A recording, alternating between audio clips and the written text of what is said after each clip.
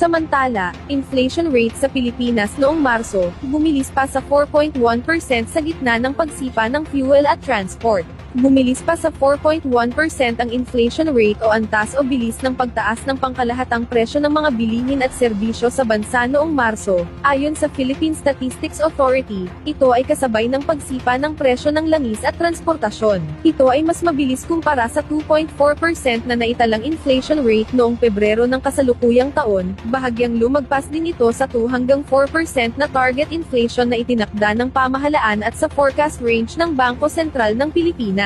Sa isang pulong balitaan ngayong Martes, inihayag ni PSA Undersecretary at National Statistician Claire Dennis Mapa, na ang inflation noong March 2026 ay pinakamabilis na naitala sa nakalipas na 2 taon o mula July 2024 kung saan pumalo ang inflation sa 4.4%. Isa sa pangunahing nakaambag sa overall inflation noong Marso, ay ang transport commodity na nasa 9.9% na pinakamataas sa nakalipas na 3 taon. Tumaas din ang presyo ng langis mula nang maglunsad ng digmaan ng US at Israel laban sa Iran noong February 28, ayon sa PSA chief, simula noon tumaas ang presyo ng gasolina at diesel, gayon din ang singil sa kuryente.